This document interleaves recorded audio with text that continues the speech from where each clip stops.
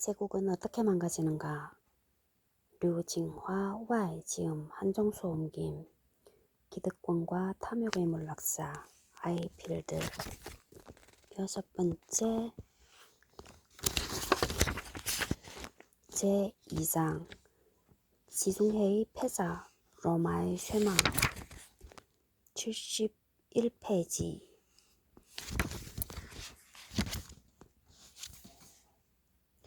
일러두기. 이 책은 다고衰落之间人民出版社 2007을 완역한 것이다. 본문괄호 안의 설명은 지은이가, 고딕체로 된 작은 글씨의 설명 및 각주는 옴기니가 작성했다. 옴기니 섬은 유일한 초강대국인 미국이 쇠퇴하면서 중국이 이를 대신할 것이라는 전망이 점차 힘을 얻고 있습니다. 물론 이에 대한 반론도 거세지만 최소한 바로 이웃에 있는 우리나라에게 중국이란 대국은 아니면 말고라는 식으로 외면할 수 없는 존재인 것만은 확실합니다. 그럼에도 수교한 지 20년이 지났으나 수교한 지 92년부터니까 02, 12, 32, 30년이나 지났네. 32년.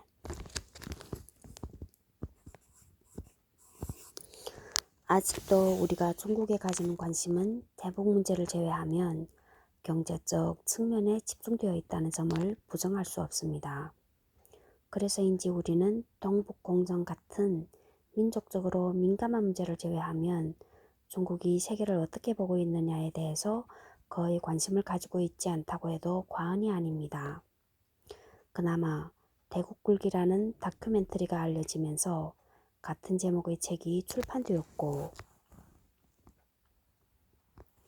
이를 계기로 중국인이 쓴 세계사에 관한 책들이 조금씩 우리에게 알려지기 시작했습니다. 이 책의 원제는 대국 쇠락지감, 大国衰落之间으로 대국굴기, 大国崛起, 대국 부흥지로, 大国复兴之路와 더불어 3부작을 이루고 있습니다. 대국굴기와 마찬가지로 한 저자가 쓴 작품이 아니라 9개 나라의 역사를 잘 아는 전문가들이 모여서 썼기에 중국인의 세계관을 잘 살필 수 있는 작품이기도 합니다. 사실 번역자들에게 중국에서 나온 세계사를 번역하는 일은 중국어 실력과는 별개로 한자로 표기된 외래 고유 문서의 발음을 찾아야 하는 고역을 피할 수 없는데, 필자 역시 예외가 아니었고, 그나마 인터넷이라는 신통한 물건이 있어 수고를 덜 수 있었지만 아무래도 페르시아, 아랍, 비잔티움, 몽골사는 생소한 부분이 많았습니다. 이런 기술적인 문제 외에도 껄끄러운 점은 중국 특유의 역사관에 있습니다.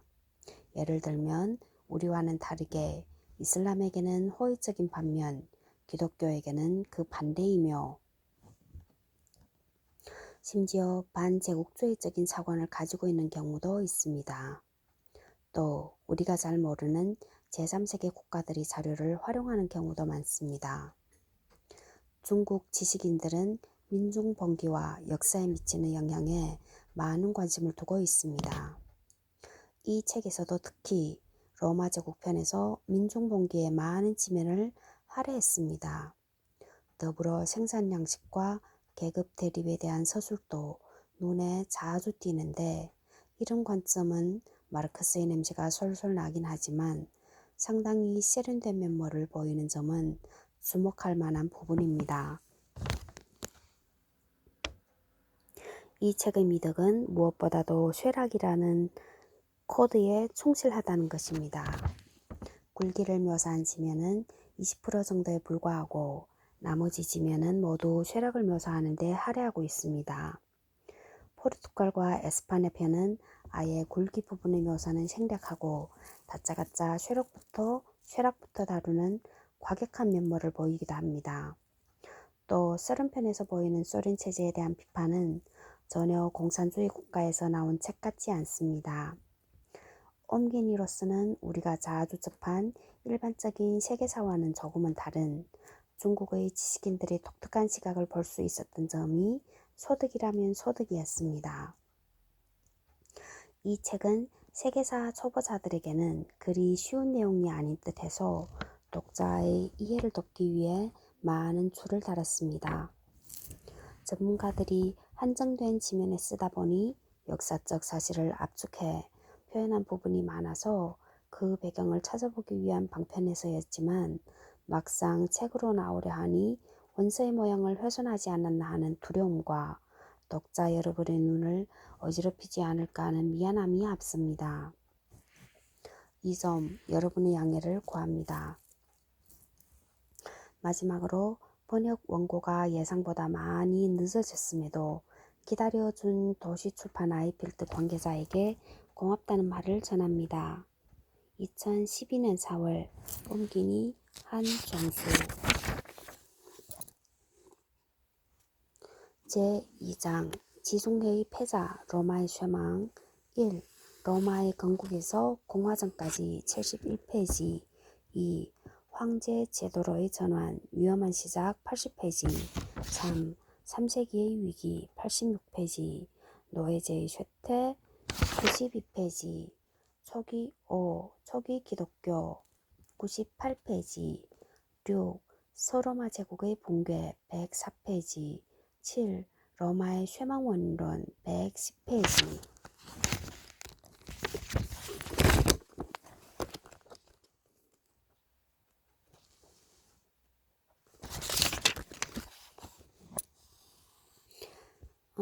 427페이지 찾아보기 인명 및 칭호는 밑줄로 표시했음. 나에 관한 거 나디르샤 64, 나디르 유대 부족 165, 나루드니키 381, 나바르 백작 263, 나바티아 왕국 160, 나이만부 200, 202 내지 3, 206, 나이지리아 내전 362, 비아프라 전쟁, 나자메 제디드 264 신질서, 나코산 전투 203, 나하반드 전투 58 내지 9, 174, 나하추 235, 낙소스섬 147, 낙타전투 168, 남아프리카 연방 349 내지 50, 남옥 라위 235, 남조 난저 228, 대리국 난저 일단 이거 좀 찾아봐야 되겠네. 남카카스 연방 378, 자카프카스 소비에트 사회주의 공화국 연방, 나세스 아틴샤 67, 네덜란드 독립혁명 296, 299, 네로 83, 102, 111, 네르바 93, 97, 네스토리 우스파 56, 122, 277, 경교 징저 이것도 공감해.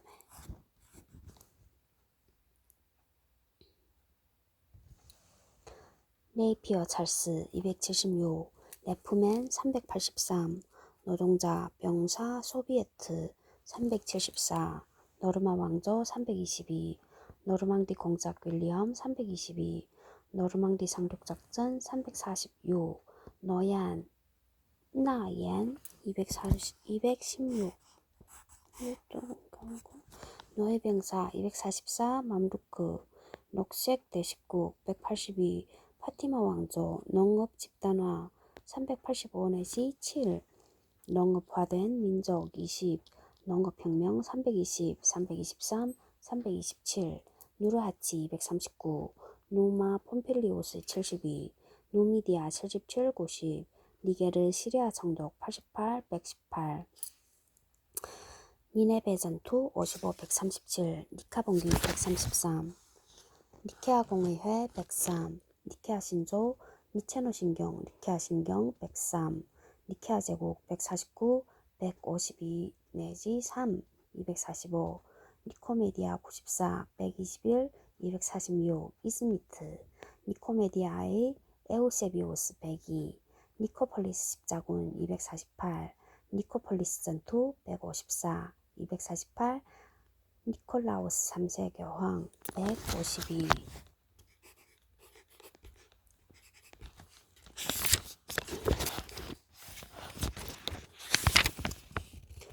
제2장 지중해의 폐사, 로마의 쇠망. 로마 문명은 세계 문명사에서도 중요한 위치를 차지한다. 최전성기에는 지중해를 호수로 만들 정도로 세력이 막강했다.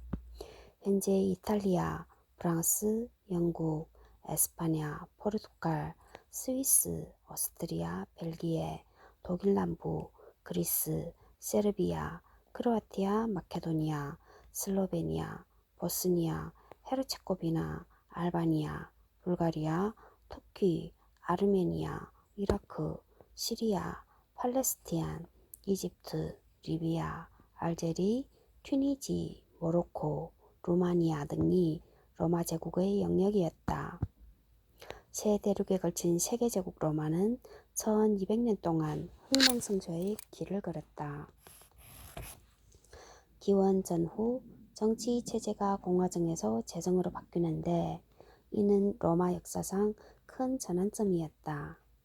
그러나 3세기경 쇠퇴하기 시작하더니 4세기 초 동서로 분열된 후 476년 소로마 제국이 멸망했다. 로마 문명은 고대 문명의 최고봉이며 로마 제국은 고대의 농경 제국을 대표한다. 1. 로마의 건국에서 공화정까지.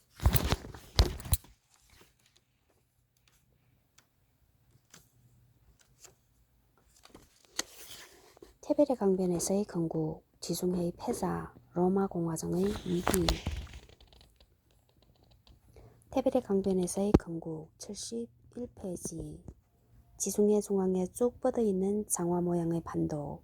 이곳이 바로 고대 로마 문명의 발상지 이탈리아다. 시칠리아 섬은 장화의 뾰족한 앞축, 즉 반도의 서남쪽에 위치해 있다. 북쪽으로는 알프스 산맥이 반도와 유럽 대륙을 구분해주면서 천연창벽 역할을 하고 있다. 반도의 위에서 아래로 남북으로 길게 뻗은 아펜니노 산맥은 동서 양쪽으로 농경과 목축에 적합한 구릉지대와 평원을 만들어 놓았다. 테베레강은 북쪽에서 발원해 반도의 중앙으로 흐르다가 반도 서쪽의 티레니아 해와 만난다. 로마는 티베레강 해구에서 20km 정도 떨어진 곳에 세워졌다. 로마는 테베레강 해구에서 20km 정도 떨어진 곳에 세워졌다. 삼면이 바다로 둘러싸인 이탈리아 반도는 일부 산악지대를 제외하면 지형이 개방적이다.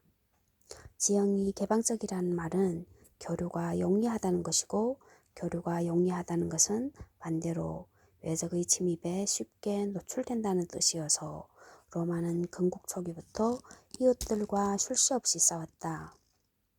그러면서도 로마는 이러한 지형 조건을 활용해 반도를 통일하고 지중해 세계를 정복했다. 이곳에는 구석기 때부터 사람들이 살고 있었다. 고대 이탈리아인은 여러 종족으로 이루어졌다. 그중 큰 종족이 라틴족, 사바니족, 움브리아족이었다. 로마의 기원에 대해서는 여러 설이 있지만 리비우스의 기록에 따르면 리비우스 49에 대한 해석 72페이지. 고대 로마의 역사가 기원전 59경부터 기원 17까지 아우구스투스 황제의 측근에 있으면서 40여 년 동안 로마 건국사 142권을 저술했는데 그 중에 35권이 현존한다.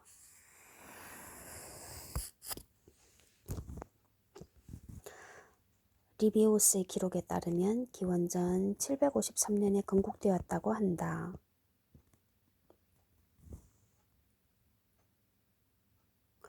창건자 로물루스가 로마의 첫 번째 왕이 됨으로써 왕정 시대가 열렸는데 원시 사회가 해체되고 고대 노예제 사회가 시작되었다. 왕정 200여 년간 7명의 왕이 다스렸다. 50에 대한 해석 72페이지. 이 시기를 1인정 또는 왕정이라 부른다.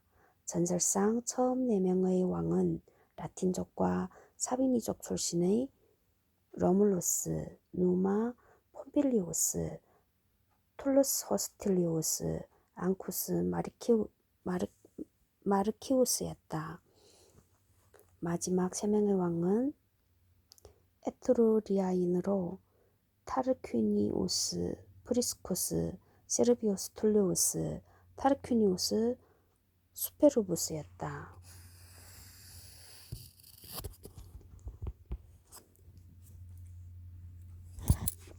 왕 렉스와 귀족들로 구성된 원로원과 평민들의 민회가 통치기구였다.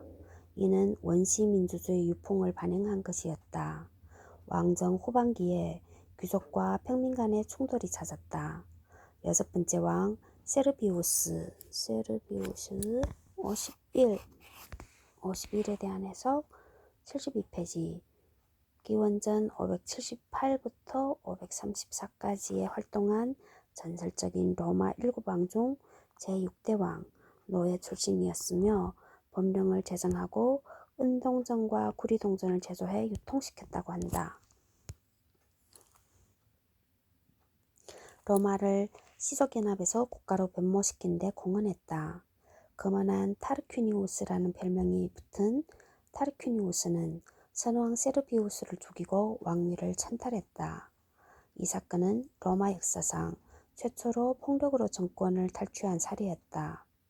그는 재위 기간 동안 잔혹한 전제 정치를 펴 평민과 귀족의 불만을 사 기원전 510년 두 계급이 연합해 그를 축출하고 공화정을 세웠다. 72페이지 지중해의 패자 공화제를 채택했지만 군주제의 장점까지 포기한 것은 아니었다. 2명의 집정관 콘술에게 1년 동안 정부를 맡겨 서로 견제하게 했다. 이들은 군대의 지휘, 법률의 집행과 해석, 종교 지도자의 역할을 맡았다. 민회는 입법권, 사법재판권, 선거권이 있었지만 원로원의 동의가 없으면 효력이 없었다. 귀족은 원로원을 통해 민회를 통제할 수 있었으므로 귀족을 대표하는 원로원은 사실상 공화정의 핵심 기구였다. 공화제가 완성되기까지 수세기가 걸렸다. 그 원인은 귀족과 평민 간의 투쟁 때문이었다. 로마는 귀족 중심의 공화국이었다. 귀족 중심의 공화국. 평민은 특권이 없었지만 공화제의 정치제도는 그들의 정치 역량을 키워주었다. 평민의 가장 효과적인 투쟁 방식은 무기를 들지 않는 것이었다. 평민의 가장 효과적인 투쟁 방식은 무기를 들지 않는 것이었다? 이해가 안 가. 다급해진 귀족은 그들과 협상할 수밖에 없었다.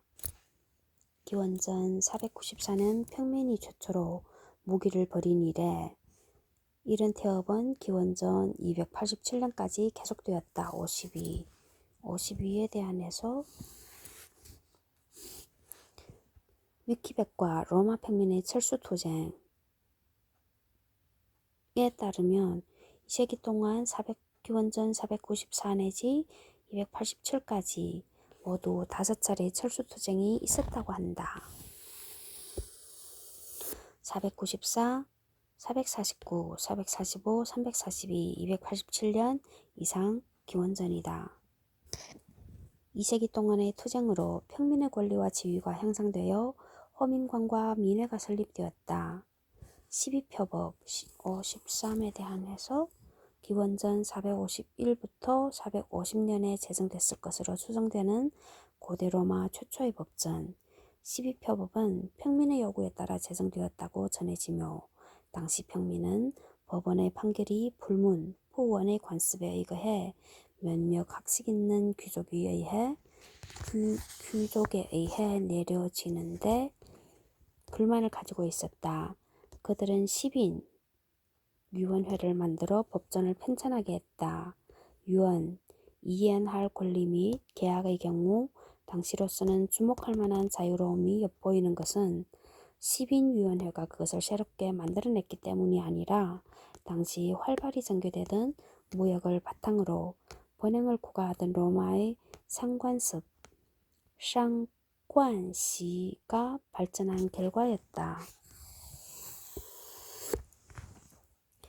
12표법과 리키니우스 섹스티우스법 54에 대한 해석 73페이지. 기원전 367년경의 일이며 2명의 집정관 중 1명을 평민 중에서 선출하게 했다.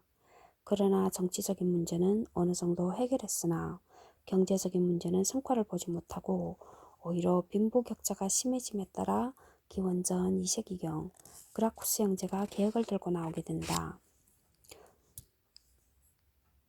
리키니우스 섹스티우스법이 반포되어 평민도 관직에 오를 수 있게 되었고 귀족과의 결혼도 가능하게 되었다.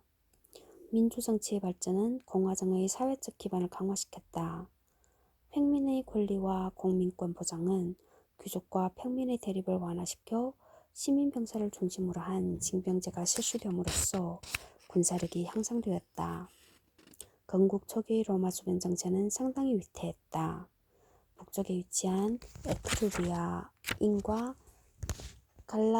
갈리아인이 호시탐탐 노리고 있었고 라틴 동맹 55에 대한 해석 74페이지. 고대 로마 부근에 있던 30여 개의 마을과 부족들이 적대적인 이웃 지역에 대항해 서로 보호하고 방어하기 위해 만든 연합체 기원전 7세기경 시작됐다고 알려졌으며 로마는 기원전 시작됐다라는 되었으나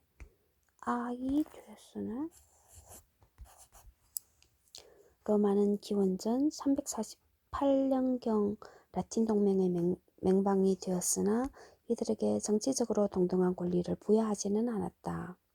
이 때문에 전쟁이 일어났고 기원전 338년 로마가 이긴 뒤 라틴 동맹은 해체됐다. 동남부의 삼리움족과 남부의 그리스 식민 도시들도 막강한 상대였다. 로마는 기원전 493년에 라틴 동맹과 동맹을 맺고 북방의 강적 베이를 멸망시켰다. 북방의 강적 베이 56번에 대한 해석 고대 에트루리아인의 도시이며 로마에서 북쪽으로 16km 떨어져 있다. 기원전 9세기경 조성된 것으로 보이며 기원전 7 내지 6세기경에는 로마에 대해 주도권을 갖고 있었으나 잦은 전쟁으로 파괴되었다가 기원전 396년에 파괴되었다가 로마인이 재건했다.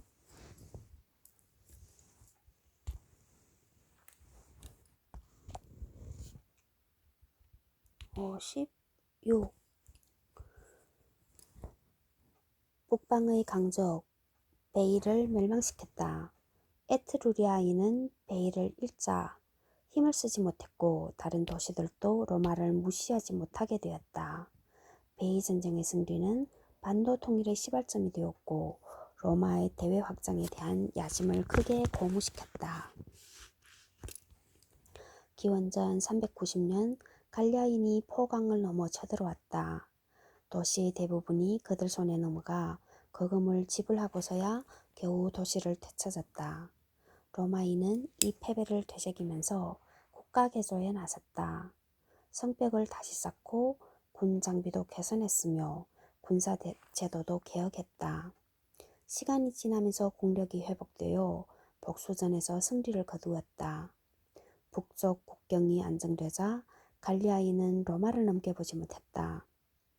캄파네 지방, 로마 남쪽 지방을 차지하기 위해 삼리움족과 세 차례 전쟁을 치렀으나 참패했다. 기원전 321년에 카우디움 전투에서 로마군 대부분이 포로가 되어 속옷 차림으로 삼리움군의 창 아래를 통과하는 치욕을 겪었지만 이에 굴하지 않고 반세기 동안 계속 싸워 끝내 삼리움족을 굴복시켰다. 로마는 반도 중부와 북부에서 막강한 세력으로 군림했다. 로마는 이탈리아 반도 남부의 그리스 식민 도시 중 타렌툼, 지금의 타란토와 충돌했다. 경제력은 있었지만 군사력이 약한 타렌툼은 에피루스, 발칸반도의 서쪽 지역의 왕 피로스를 고용해 맞섰다. 기원전 319부터 272년까지 두 차례에 걸쳐 피로스는 로마군을 물리쳤다. 기원전 281부터 279까지 카르타고의 진출을 막고자 하는 시칠리아 도시들이 피로스에게 요청한 것이다. 피로스는 로마 외에도 카르타고와의 전투에서도 승리를 거두었다. 그러나 그의 야심을 눈치챈 시칠리아의 그리스인에게 쫓겨나 다시 이탈리아로 돌아와 로마와 맞섰으나 패해 타렌툼은 로마의 지배를 받게 되었다. 기원전 275. 이로써 로마는 이탈리아 반도에서 손꼽히는 강국이 되었다. 프롤레마이오스 왕조 기원전 307부터 기원전 30까지가 지배하는 이집트는 로마에 사슬을 보냈고 한 300년 동안 시 지중해의 강자 카르타고와도 조약을 체결했다. 여기도 카르타고가 나오네. 기원전 265년 로마는 포강 요역을 제외한 반도 전역을 정복한 후 지중해로 눈을 돌렸다. 지중해의 패자는 카르타고였다. 로마와 카르타고는 대규모의 장기 전쟁에 들어갔다.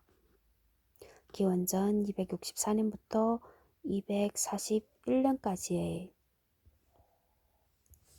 1차 포에니 전쟁은 시칠리아 주위 해역이 주전장이었다. 기원전 241년 트라파니 해전에서 완패한 카르타고는 로마의 시칠리아 섬과 그 부속 도서를 넘기고 많은 배상금을 물었다. 카르타고는 에스파네의 식민지와 군사기지를 건설하고 복수의 기회를 누렸다.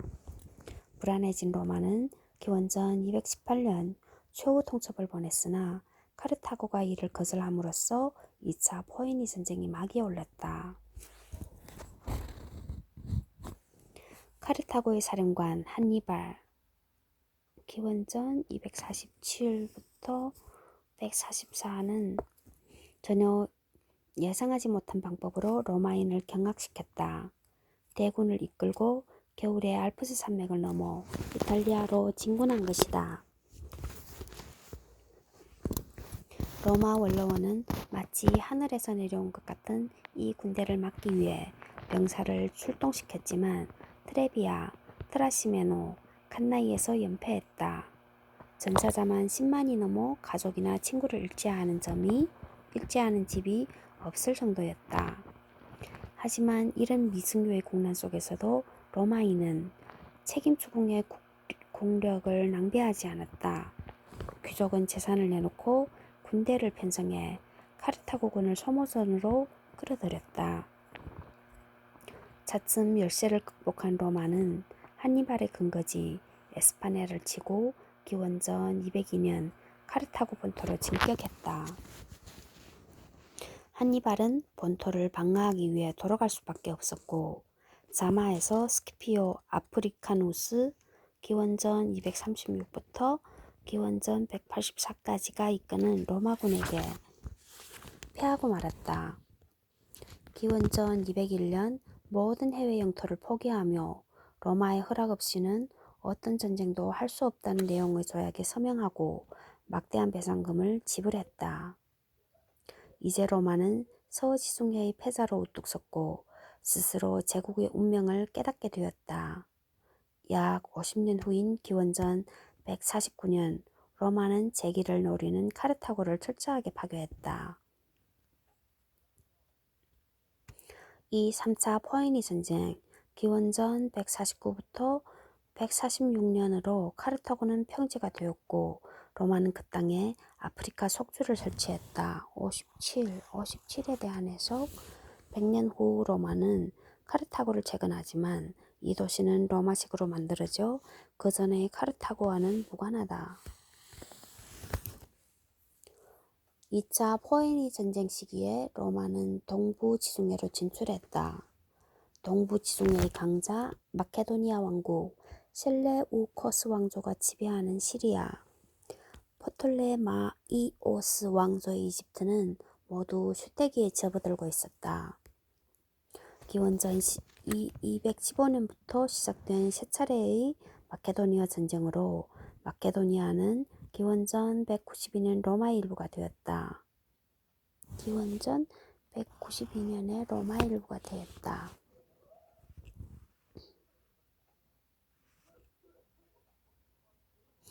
23년에 세 차례 걸쳤네. 그럼 평균 7년에 한 번? 58에 대한해서 76페이지.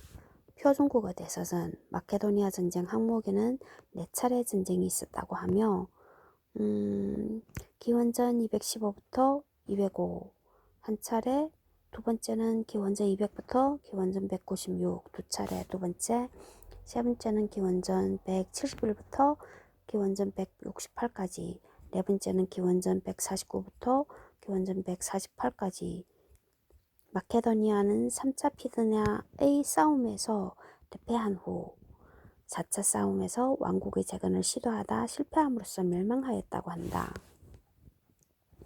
시리아 셀레우코스 왕조 역시 로마에 패해 기원전 188년 유럽과 소아시아의 영토를 내놓고 다시는 에게에 발을 담그지 못했다. 카르타고는 망하고 동지중해의 마케도니아는 병합되고 시리아는 위축되었다. 카르타고는 망하고 동지중해의 마케도니아는 병합되고 시리아는 위축되었다. 포톨레마이오스 왕조의 이집트만 독립을 유지했지만 아무런 위협이 되지 못했기 때문에 로마가 허용한 것에 불과했다. 로마는 명실상부한 지중해의 패자가 되어 지중해를 호수라 부르기에 이르렀다. 76페이지. 로마 공화정의 위기. 정복전쟁으로 대량의 영토와 부와 노예를 획득함으로써 노예제도가 발달했다. 기원전 3세기에서 2세기 사이 노예제를 기반으로 상업과 고리대금업이 용성하고 기사계급이 형성되었다. 그에 따라 상공업 노예주가 대두하면서 기존의 귀족 노예주와 주도권 싸움이 벌어졌다. 노예의 대량 유입으로 대농장, 라티푼디움이 출현했다. 대농장의 출현은 자객농의 파산을 가져와 로마 공화정의 병력 자원이 줄어들게 되었다. 또 노예에 대한 비인간적인 대우로 인해 폭동과 봉기도 자주 일어났다. 기원전 2세기 후반 로마 사회는 노예와 노예주, 소지주와 대지주, 본국과 동맹국, 원로원과 기사계급 간의 대립 등이 복잡하게 얽혀 있었다. 시칠리아에서 노예들이 봉기했다. 곡창지대인 이곳에는 1,000명 이상의 노예를 쓰는 대농장이 많았는데 이는 그만큼 노예 조직화가 쉽게 이루어진다는 의미였다. 기원전 137년에 일어난 봉기는 금세 시칠리아 전역으로 확산되어 한때 그 수가 20만에 이르렀으나 기원전 132년에 진압되었다. 기원전 104년에 다시 봉기가 일어나 두 차례 로마군을 물리쳤지만 3년 후 진압되고 말았다. 두 번에 걸친 시칠리아 노예 봉기는 거대한 내전의 서막이었다. 이탈리아 본토에서는 토지개혁을 핵심으로 하는 사회개혁 운동이 벌어졌다. 토지의 집중과 자격농의 파산은 심각한 사회 문제였다. 토지의 집중과 자격농의 파산, 심각한 사회 문제. 기원전 133년 그라쿠스 형제는 토지 소유를 제한하고 빈농에게 토지를 분배함으로써 소농을 보호하기 위해 토지개혁법, 공물법, 재판법을 제출했다. 비록 대지주와 원로원의 반대로 실패했지만 그라쿠스 형제 개혁은 역사적으로 큰 의미가 있었다. 소국과민, 쇼국과민 59에 대한해서 작은 나라, 적은 백성이란 뜻으로 노자가 그린 이상사회, 작은 나라, 적은 백성. 노자가 그린 사회가, 이상사회가 소국과민이야?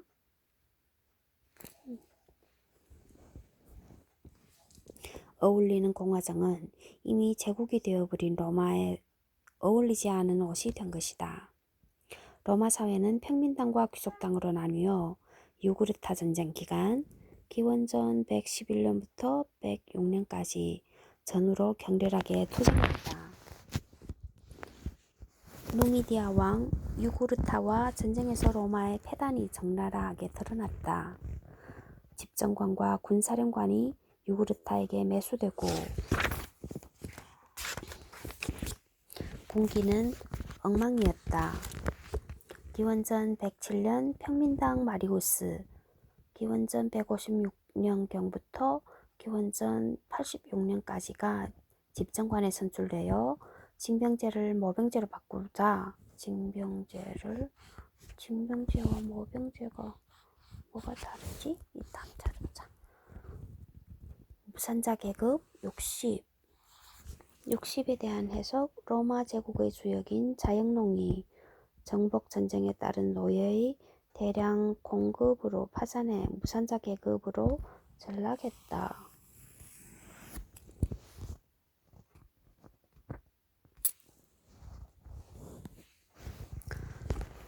무산자 계급이 대거군에 입대했다.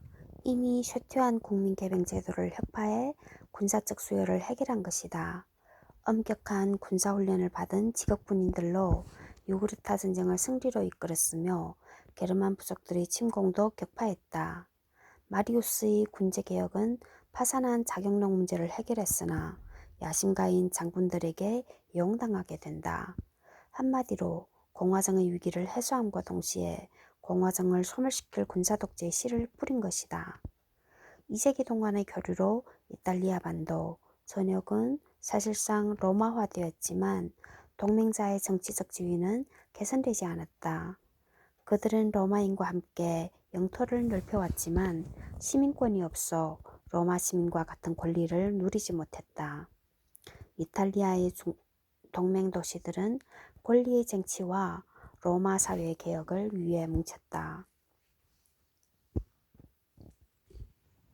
호민관이 동맹시의 시민에게 로마 시민권을 부여하는 법안을 제출했으나 부결되자 절망한 동맹시들이 들고 일어났다. 이것이 기원전 91년에 일어난 동맹시 전쟁이다. 61번에 대한 해석. 기원전 91년에서 기원전 88년까지 이탈리아 동맹시들이 독립을 위해 로마와 벌인 전쟁. 이 전쟁으로 포강 이남의 이탈리아 전역이 정치적으로 통일되었으며 로마인과 이탈리아인이 단일 국가를 이루었다. 마르시 전쟁 또는 이탈리아 전쟁이라고도 한다. 동맹시들은 전쟁에서 패했지만 원로원이 동맹시 시민에게 로마인과 같은 권리를 부여함으로써 목표는 달성했다. 이로써 이탈리아와 로마의 대립이 해소되고 이탈리아가 통일됨으로써 새로운 시대를 맞이하게 되었다. 로마가 이탈리아의 각 지역, 도시, 부락을 통제하는 체제에서 로마를 핵심으로 한 통일국가가 된 것이다. 동맹시 전쟁 이후 로마와 이탈리아 귀족으로 형성된 통치계급 내의 권력투쟁이 모습을 드러내고 군사 지도자들도 권력을 차지하기 위해 꿈틀거렸다. 공화정은 새로운 체제로 대체될 수밖에 없는 상황으로 내몰리고 있었다. 2. 황제 제도로의 전환, 위험한 시작. 80페이지. 로마 내전과 1차 삼도 정치. 동맹시 전쟁이 끝나자 귀족당인 술라, 기원전 138경부터 기원전 78까지와 평민당인 마리우스가 최고 통수권을 두고 대립했으나 동방에서 로마로 진격한 술라가 승리했다. 술라는 평민당의 법률을 폐지하고 원로원 통치를 부활시켰다. 술라의 로마 진격